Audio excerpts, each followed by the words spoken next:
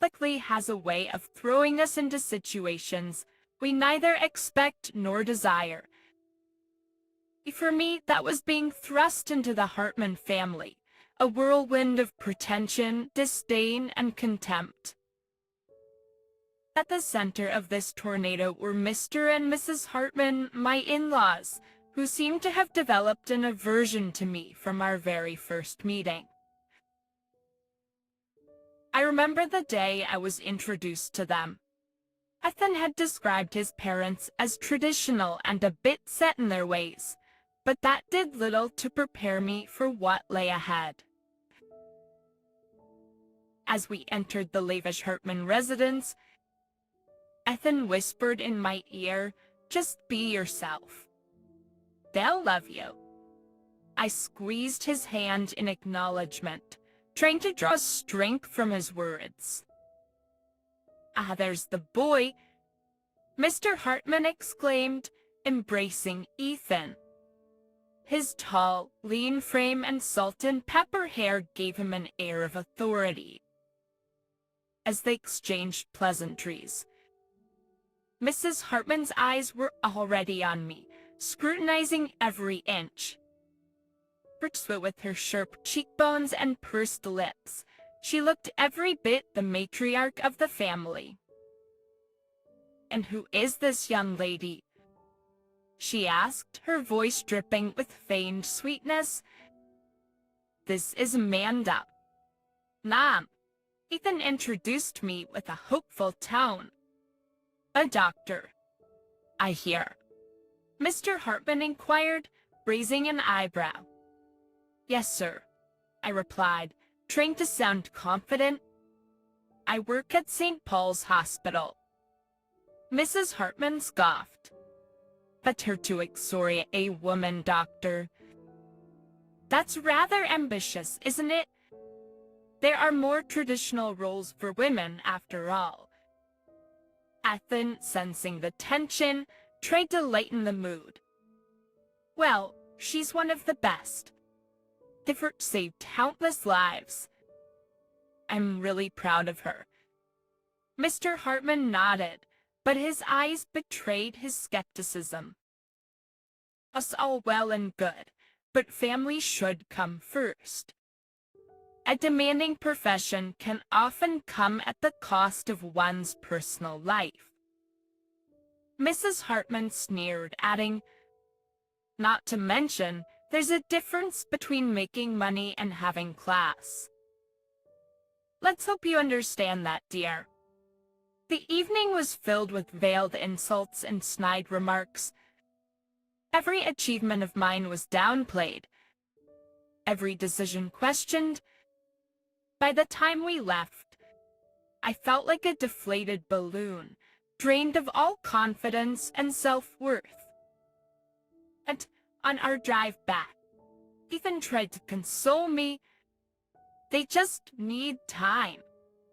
Amanda, they'll come around." But as days turned into months and months into years, I realized that the Hartmans weren't going to come around. This was their nature, critical, condescending, and downright cruel. Little did I know then that our lives were set on a collision course, and that a chance encounter on a busy street would change everything. That the streets of our town, always bustling with life and energy, were a place of escape for me. People went about their business, engrossed in their own little worlds. And it was here, amidst the crowd, that I felt truly anonymous, sheltered from the judgment and hostility of the Hartmans. That fateful day started like any other. The morning sun bathed the streets in a golden hue, and there was a pleasant nip in the air. My day had been rewarding so far, successfully completing a surgery that would change a young man's life forever. I was in high spirits as I walked out of my office, eager to share the day's successes with Ethan. Lost in my thoughts, I barely noticed the familiar black sedan parked by the sidewalk. Apparently, it was only when a shrill voice pierced through the din of the crowd that I realized I wasn't alone. Amanda! Mrs. Hartman's voice echoed, dripping with disdain. I turned to find her, and Mr. Hartman emerging from a nearby caf. Her eyes, always sharp, now burned with a particular ferocity. And there was no mistaking the smug satisfaction on Mr. Hartman's face. A doctor and still walking on these streets like an ordinary person. Thinking a bit too highly of ourselves, aren't we? Desperate to avoid a scene, I tried to keep my composure. Mrs. Hartman, I hope you're having a good day. Please excuse me. I need to get home. But she wasn't done. With a wicked gleam in her eye, she continued, You think being a doctor makes you special. There are far better professions out there that don't involve poking and prodding people. Mr. Hartman chuckled, joining in the mockery. Yes, ones that demand real intellect, not just memorizing books and cutting people open. Passers-by began to slow down, casting curious glances our way. My cheeks burned with embarrassment. I felt like a spectacle, and every word from the Hartmans was like a dagger through my heart. Attempting to stand my ground, I retorted, Every profession has its value. Mrs. Hartman, I respect yours, and I expect the same in return. She laughed, a cruel, cold sound that sent chills down my spine. Respect? From the likes of us? My dear, you'll never be one of us, no matter how many degrees you have. With a final contemptuous glance, the duo sauntered off, leaving me standing amidst the hushed whispers of the crowd. The weight of public humiliation was suffocating, and I rushed away, tears threatening to spill. It was clear that the Hartmans' animosity wasn't just reserved for closed doors and family gatherings. They wanted to tear me down, publicly and unabashedly.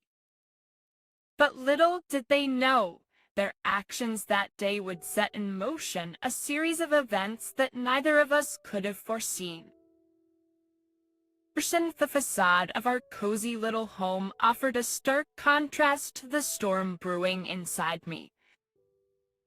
The white picket fence, the manicured garden, everything seemed so deceptively serene. As I stepped inside, the familiar scent of freshly baked bread and Ethan's soft humming in the kitchen greeted me. This was our sanctuary, our haven from the outside world. But today the walls seemed to close in on me. The weight of public humiliation bore down, making each step heavier than the last. As I walked into the living room, Ethan looked up, immediately sensing that something was amiss. The usually bright room, with its soft beige walls adorned with memories of our time together, felt overshadowed by the events of the day. Amanda? What happened? Ethan's voice was laced with concern, his eyes searching mine for answers. Taking a deep breath, I recounted the harrowing encounter with his parents. With each word, Ethan's expression darkened, his fists clenched involuntarily. They did what? In public. He was visibly shaken. I nodded, the tears I'd held back earlier now flowing freely. Ethan, I can't do this anymore. Every glance, Every word, it's like they're tearing me apart. I feel so diminished. He rushed over, enveloping me in a comforting embrace. For a few minutes, we just stood there, drawing strength from each other. Pulling away slightly, he looked deep into my eyes. Amanda, I love you. I won't let them hurt you anymore. We need to make a decision. Wiping away my tears, I replied, full emphasis. I don't want to come between you and your family, but I can't be a part of this toxicity. It's draining me emotionally and mentally. Ethan sighed, running a hand through his hair. I know. It's just they're my parents. I thought they'd come around, but after today, it's clear they won't. We sat on the couch, holding hands, lost in our thoughts. The gravity of the situation was palpable. We reached a breaking point. After what felt like hours, Ethan finally broke the silence. We need distance. Amanda, as much as it hurts, we need to cut ties. For us, for our future. I nodded, relief flooding over me. As the night deepened, we discussed the logistics, avoiding family gatherings, setting boundaries, and prioritizing our relationship above all else. It wasn't going to be easy, but we were determined. This chapter in our lives marked a significant turning point. While we hoped for reconciliation in the distant future, for now we chose ourselves and the love we shared. The Hartman's reign of terror had come to an end, or so we thought. The month following our decision was a breath of fresh air. The oppressive weight of the Hartman's judgment had lifted, replaced by a newfound freedom. First, we fell into a comfortable rhythm, focusing on our work and cherishing the time spent together. The raw wounds began to heal, though scars of past encounters remained, a testament to our struggles. But fate, with its unpredictable twists and turns, had different plans.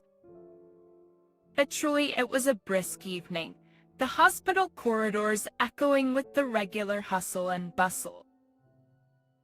My duties for the day were nearly wrapped up, and I was looking forward to a quiet evening with Ethan. Our favorite Italian restaurant had just introduced a new menu, and we had plans to sample the delicacies. The nurse's urgent voice snapped me back to reality. Dr. Mando, we have an emergency in room 407. Making my way to the designated room, I went through the patient's file. My heart skipped a beat as I saw the name. Martha Hartman. As I entered, I found Mrs. Hartman wincing in pain, her face contorted. A fall, the note said, possible fractured leg. Our eyes met. There was a fleeting moment of recognition, followed by her typical haughtiness. What are you doing here? Trying to maintain a professional demeanor, I replied. Mrs. Hartman, I'm the attending doctor for this shift. Please, let's focus on your injury, she scoffed. Well, isn't this just perfect? My fate in the hands of the person I least expected. Mr. Hartman, who had been silent till now, chimed in. Amanda, maybe it's best if you call another doctor. Swallowing my emotions, I responded, I assure you, my personal feelings will not interfere with my professional duties. If you still have reservations, I can arrange for another doctor. Mrs. Hartman, perhaps out of pain or sheer stubbornness, snapped, "Just get on with it." As the examination proceeded, I couldn't help but marvel at the twist of fate. Here was the woman who had publicly humiliated me, rendered vulnerable and at my mercy. It was a situation I had never envisioned. As I left the room, after ensuring Mrs. Hartman was comfortably settled, I couldn't shake off the mixed feelings that plagued me. There was sympathy, yes, but also a perverse sense of satisfaction. The tables had turned, and the next moves were uncertain. Little did I know that this unexpected rendezvous would pave the way for a revenge plot, where emotions would clash, alliances would be formed, and the very essence of our relationship with the Hartmans would be tested. To the hushed tones of the hospital's break room provided a stark contrast to the intensity of the emotions churning within me. A cup of lukewarm coffee in hand, I found myself surrounded by my colleagues, some familiar faces and some newer ones. The recent interaction with Mrs. Hartman was fresh in my mind, the sting of years of humiliation refusing to fade. "Everyone, I need to share something," I began, my voice hesitant but gradually gaining strength. Actually, I recounted the torments I had endured at the hands of the Hartmans, detailing the public humiliations and covert insults. The room was silent, save for the low hum of the vending machine and the occasional shuffle of feet.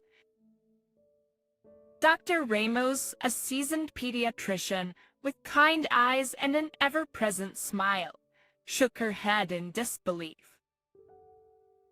"Amanda, I had no idea you were going through this."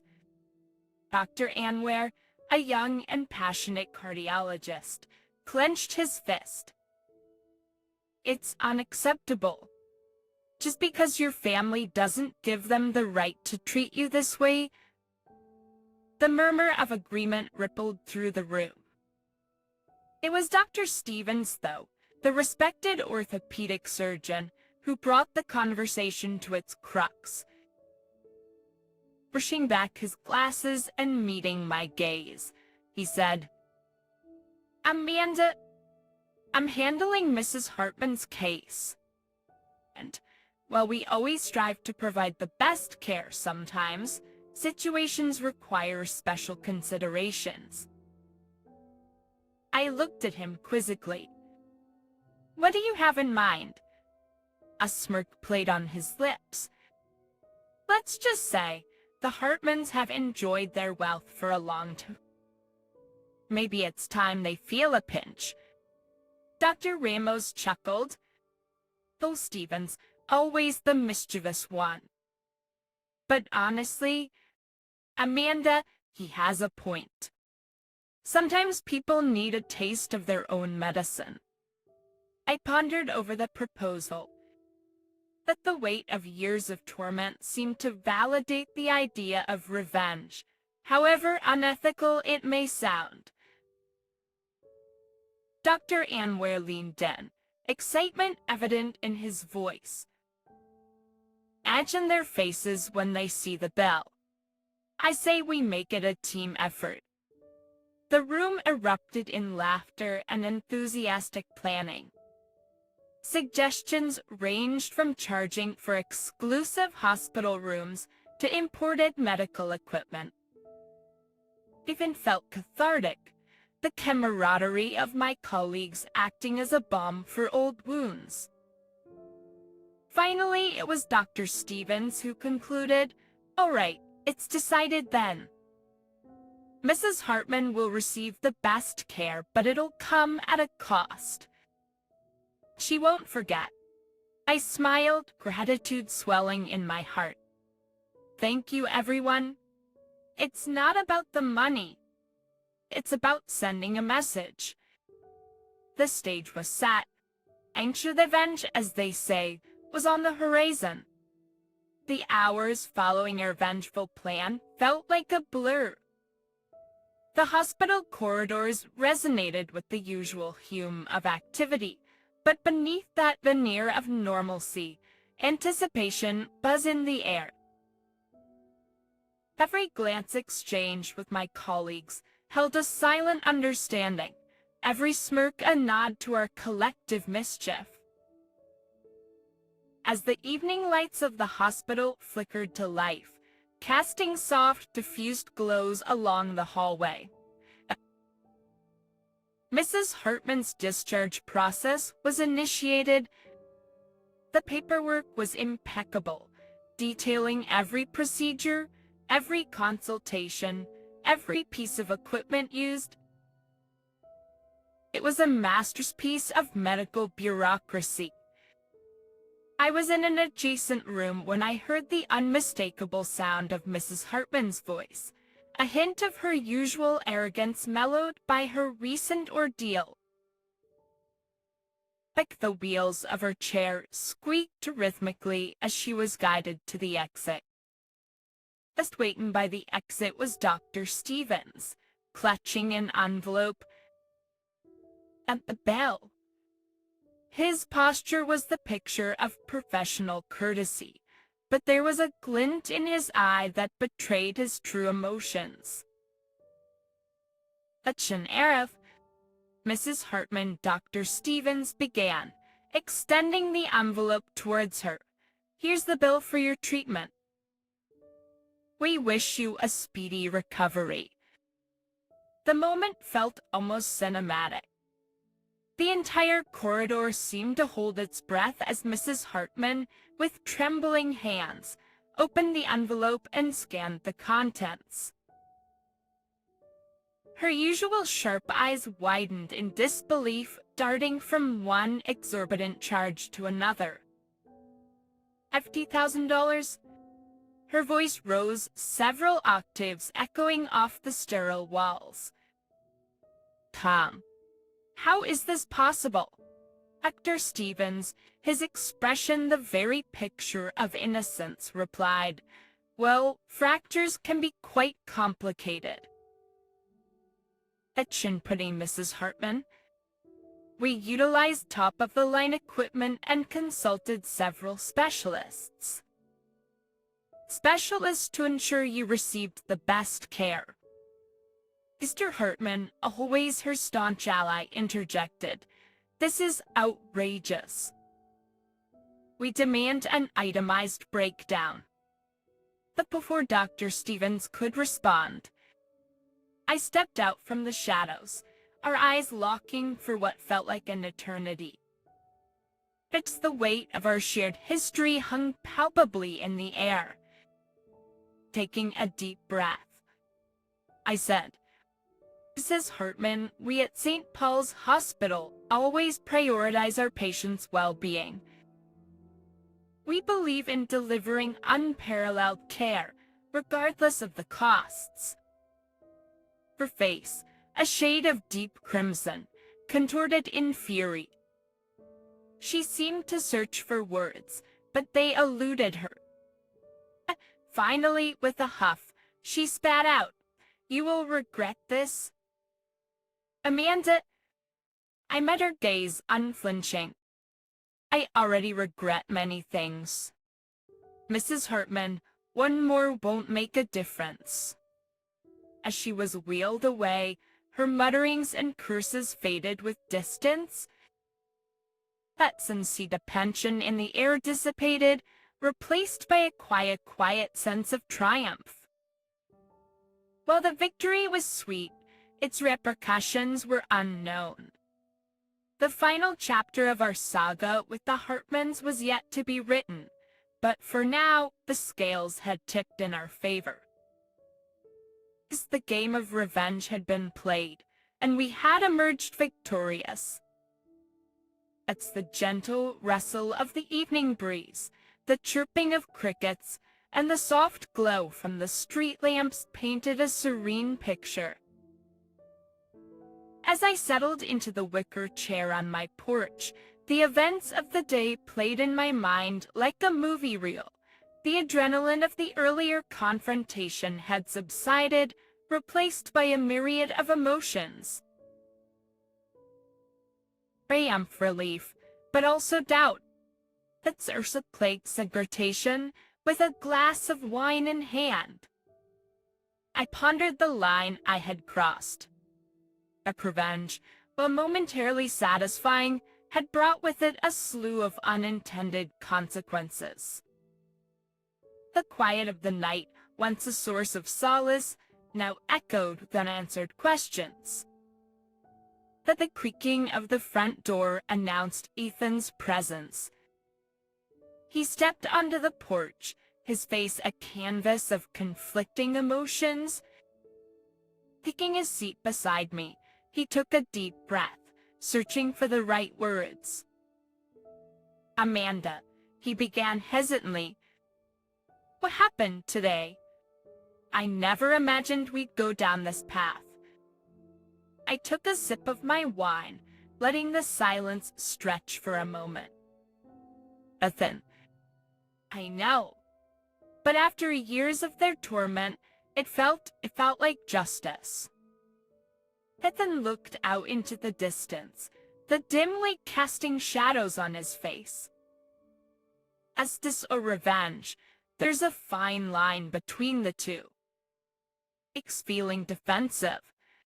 It replied, "They humiliated me, belittled me at every turn. Today they got a taste of their own medicine." Ethan nodded slowly. "I understand your pain. Amanda, I've lived with their prejudices and judgments all my life, but escalating things this way, it worries me. That chasm between our families is now a gaping abyss." That the weight of his words hung heavy in the air. I knew he was right. In our quest for retribution, we had jeopardized any chance of reconciliation. Maybe they'll finally realize the pain they've caused. I mused, hope seeping into my voice. Ethan took my hand, squeezing it gently. Or maybe they'll come back more vengeful than ever. My parents have never been ones to back down. A chill ran down my spine. Like the repercussions of our actions had set the stage for further confrontations. But the thought was unsettling. As the night deepened, we sat in contemplative silence. The journey ahead was uncertain, fraught with challenges and potential conflicts. But one thing was clear. The message had been sent loud and clear. No one messes with Dr. Amanda. Yet, in the depths of my heart, I couldn't help but wonder if the price of that message was too high.